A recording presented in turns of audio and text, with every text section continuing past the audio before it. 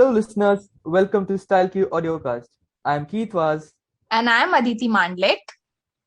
and we are your hosts, and we present to you the first ever fashion podcast by ASFDT, ideated, written, and produced solely at Amity University, Mumbai.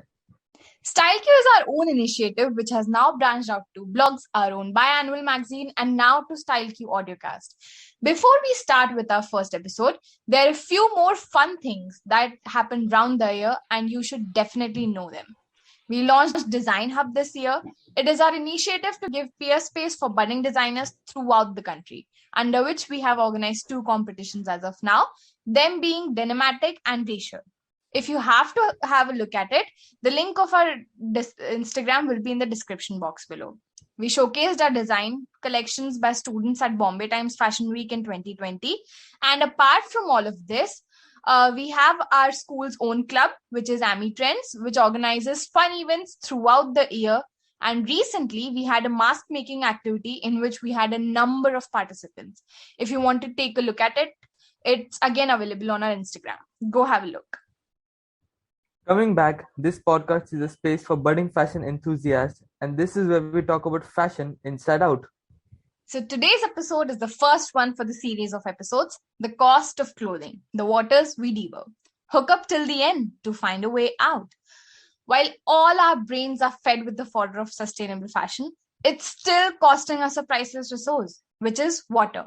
So today we have Ritika Tyagi and Daksh Vora as our speakers, and they are here to give some insightful session on the same. Hi Ritika, hi Daksh. Hello. Hello. I hope you are all doing well. And let's start with Thank you. Oh, sure. And let's start with, since you've answered, Ritika, let's start with you. Yeah, Okay. sure. Okay, fine. So, Ritika, tell me, since we all know that water is like a problem with fashion industry, so tell me the amount of water pollution in terms of numbers. Like, give me some figures. What is the amount caused by fashion industry as of now? Well, the fashion industry is the second most polluting industry in the world, as we Hmm. might be knowing by now. And Yeah. according to Ellen MacArthur Foundation, I guess it is the Ellen MacArthur Foundation, fashion industry is responsible for usage of around 21 trillion gallon of water annually. What? 21 trillion gallons of water? Yeah, Exactly. yeah, that's like enough to fill 37 million Olympic swimming pools. Massive, right? Yeah, like I never put a thought into it. But tell me something, like figures aside, why do our clothes require so much water? Because obviously what we wear is not water, it's not liquid either. Then what's the Uh, purpose? What's all the use? yes, you're pretty much right. But it can be termed like our clothes inhale water and exhale a lot more heinous chemicals than just CO2. Imagine your favorite pair of jeans, faded, wide-legged, skin fit, or narrow bottoms. We all have a choices, except the water that was sacrificed for producing it did not. To produce one single pair of jeans, from growing raw cotton to finished product, the amount of water required is equal to the amount of water one individual drinks in 5 to 6 years. Can you What? What? imagine? What? Yeah. Yeah, it's So massive. to ensure the radiant blue color, wrinkle-free properties, and aesthetic-looking fabric, the fabric undergoes bleaching, softening, and a million other processes. I just don't know where to end this list whatsoever. My God, I basically didn't listen to anything after 5 to 6 years. What are you saying? But tell me something. So, how is it polluting? It's just usage of water, right? So, what's causing the pollution? No, Aditi, it's not just the usage of water. The water Mm-hmm. used in this process is actually let out to local water bodies, which is left untreated. So Oh, basically, now our drinking water is just a cocktail of carcinogenic chemicals, dyes, salts, and health hazardous metals.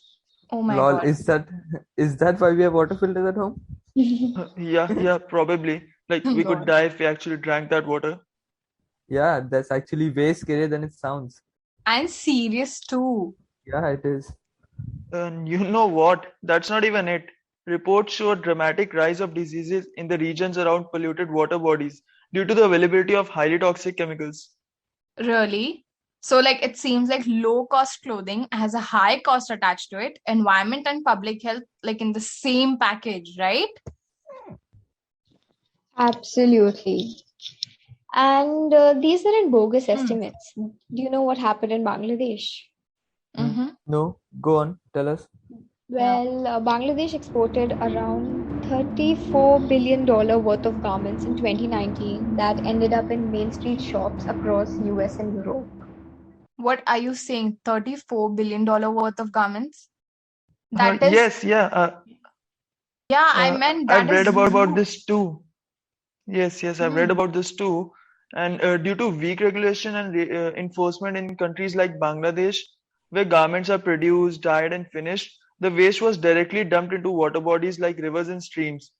The Hmm. local residents who live near Bangladesh's largest garment manufacturing districts say that waters now have a pitch black color and no aquatic life. That sounds so horrifying because I can't even imagine that because actually I've never seen a pitch black water body in my entire life. Can you believe that? Yeah, neither have I. Mhm. Actually, the waterways in garment producing countries like China, India, Bangladesh are devoid of life, even though local communities rely on these rivers for drinking water Mm-hmm. and other day-to-day activities. The water in these rivers has also become a public crisis with high rate of cancer, gastric, and skin-related issues, um, which actually affects the people who live nearby. So the price we are paying here isn't just the environment; it's thousands of lives. True. Oh, also there was something called as too polluted for any direct human contact, right? Yes, of course. Would you like to elaborate on it? I think China declared something called too polluted for any direct human contact. A Mm-hmm. flow of dark red wastewater is emptying into a river due to the unregulated textile industry. Have you seen that documentary? What's it called? That River Blue? No, I haven't, but it sounds really intriguing. Yeah, you must watch it. Yeah, in fact, the same scene was shown in the opening scene of this documentary. Oh, really? Oh, then I definitely will. And I'll keep the link in the description box below if any of you guys are also interested in watching that.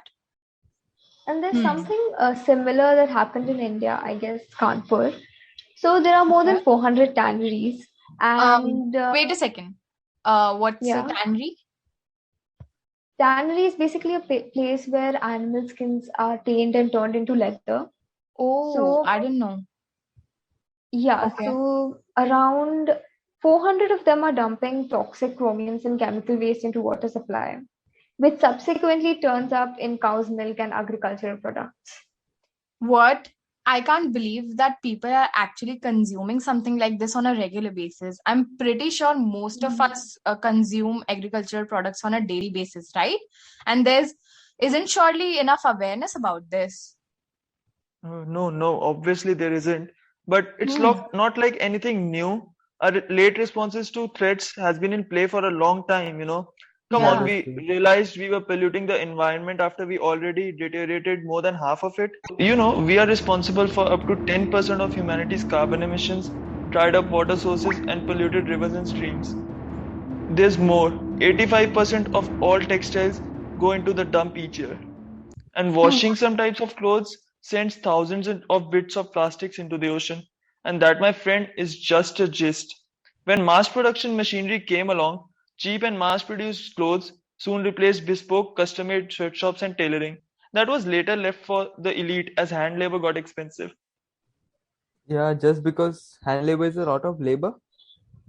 Yes, and the demand due to mass production rose so much that it led to fast fashion, sometimes low quality but trendy purchases, and hence consumerism.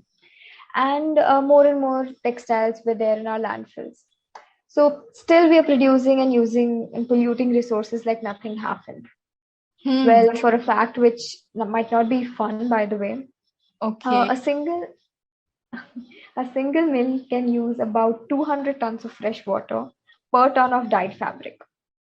Mm-hmm. It is also estimated that around 20% of industrial water pollution in the world comes from treatment and dyeing of textiles, and about 8,000 synthetic chemicals are used to turn raw materials into textiles. What? These numbers Exactly. are actually crazy. But at Yeah. least Yes. this, yeah, but at least this encompasses the synthetic fabrics as well, right? Oh no, wait. Synthetic fibers, we might as well call them the creators of hell. What? According to studies, it was discovered that microfibers from plastic and polyester are found in 83% of all tap water. So microfibers are present inside half of the world's clothes in polyester, nylon, acrylic, and synthetic fibers. The manufacturing and washing process of synthetic fabrics, such as polyester, releases them into water bodies, introducing another doomsday element into our waters, microfibers to pair up with greenhouse emissions. Oh, greenhouse emissions. Is that what you said? Yeah, Okay. So, okay, for someone who doesn't know, could you break it down to layman's term? Like, what is greenhouse gas emission in the easiest language possible? Yeah, sure. Greenhouse gas emissions are basically gases like carbon dioxide, which have properties where they can absorb the Earth's heat and radiate it back to the Earth. Okay. Yeah, which further causes the increase in the temperature of the earth. Yeah. So these greenhouse emissions are another major environmental byproducts of clothing production process. About 60% of all garment contains polyester. Polyester is basically a synthetic fabric which is made out of fossil fuels. Emission of carbon dioxide for polyester in clothing are nearby 3 times higher than those for cotton. What? The fashion industry it accounts for more than, I think, 8% of global climate impact, which is greater than all the international airline flights and maritime shipping trips combined. What? No That's wonder. actually crazy. It Exactly. is. And the whole manufacturing and transportation of clothing from factories to their destination, it just adds on to the carbon footprint. Wow. At this point, I'm totally speechless. Like Yeah, I'm not. exactly. Yeah. Totally. Like, I, good morning to us. yeah. But I have a few questions that have been bothering me. Mm-hmm. Yeah. Yeah, So the first I'm question that sure you do. the first question I wanted to ask was about the cost that we will have to pay eventually, because everything is accounted for obviously, and everything has a price. So what has our own unspeakable actions costed us this time? Well, honestly, cost us is an understatement. It's probably something we can't afford, and it might be too late till we calculate the cost. So, day by day, these things keep adding up to all the hazardous effects on the environment, like all Hmm. sorts of pollution, ozone depletion, overuse of resources, um, irreversible injection of toxic chemicals into the earth. The list just goes on and on. Okay, so how do we help slow it down or just reduce it? Because like this is really alarming, and we definitely need to do something about this. yes, surely it indeed is. But while these facts are overwhelming, let's not lose focus here. That is, we have numerous ways to minimize these planet-altering events at our own level, contributing with our own life choices. We are the ones to make a change, the customers. Yeah, true. Amidst heavy consumerism, we have a crucial role to play in the supply and demand chain of clothing. It is really that easy. Yeah. Okay, so let's do one thing. You are now aware of the damages as well, right? Hmm. Okay, so we can come up with a few points that we all can think of immediately. What can we start doing right away as customers? Yeah, sure. Okay. So, Ritika or Keith, would you like to go? I'll keep a point ready by then. Yeah, sure. I'll start. Okay. We can buy, borrow, and share. Buy less, start borrowing and sharing clothes with family and friends. Hmm. Other than that, we can also upcycle clothes, purchase from brands which work with sustainable fabric and quality fabric. There are plenty of them. We just need an eye. Yeah, that's so on point. Like that's I was going to say the point that you said at last, because it's very important. Basically, we have to prioritize quality over quantity. We have to buy Right. better quality because it's more sustainable in the long run, Hmm. and it subsequently reduces the it also minimizes the carbon footprint that we release, or basically the less carbon dioxide that we release. Absolutely. See, that's how easy it is to start at our own level. Yeah, I know, right? Just imagine if everybody starts adopting these steps. Life would be so much better. What else can we recall of? Any more points? I can recall there's something, there's this new trend emerging in Gen Zs and millennials. What is it? Thrift fashion. A lot Yeah. of thrift stores are opening up these days, right? Yeah, even I've heard of this. Yeah, me too. Yeah, yes, it's rapidly increasing. Physical thrift stores, not so much in India or the East, but in the US and the West side. People are buying second-hand clothing, and this will contribute to lowering the demand for new clothes, obviously, and less production. Also, donating unwanted clothes will help others to be more sustainable because consumers will now invest in your old pieces rather than buying something new. Yeah, that in fact makes a lot of sense. I have something to add here, although it might be trivial and irrelevant. No, no, go on. There's nothing trivial and irrelevant. Please go on. All right, so I think the washing technique also plays a role in maintaining our clothes. We should wash a bigger load as it gives less room for microfibers to detach from clothing. Yeah, absolutely. There's so much we can do now that we think of it. Yeah, that's actually true. Also, we can buy microplastic filters such as garment washing bags for our Hmm. washing machine. So what they do is we put our synthetic garments into it, and they eventually reduce the release of microplastics in the waterways. Yes, totally. There's actually a lot we can do, and all we have to do is take our own baby steps towards environmental fashion and eco-friendly ways of producing, procuring, and even retarding what we wear, right? Yeah, totally. So guys, we hope our baby step helped yours. Do you guys have any more views? Let us know in the comment section below. Let's hit up a discussion. Okay, we'll see you in our next episode for the cost of clothing, cruelty to our living counterparts. That was it for today. We thank our guests Ritika Tyagi and Dakshwara. Thank you guys for your meaningful insights. It was really nice being here discussing about all the things that matter. Yeah, same. Thank you for having us. Thank you, guys. And the Thank article you by guys. Anshika. Okay, Keith said thank you. I'm so sorry for the interruption. And the article by Anshika Sharma for this podcast will be up on our StyleQ blog as well. Again, for which the link will be given below. I would also love to thank our illustrator for this podcast, Ishan Khan, and also I would love to thank our animator, Vedant Masekar. Yeah, and we also thank Lubena Sururi, Aditi Manlik, and Nitushi Krishnan for the script. We hope you guys enjoyed our first ever episode. We will see you in the next one. Peace out. Peace out. Bye, guys. Bye, Bye guys. bye.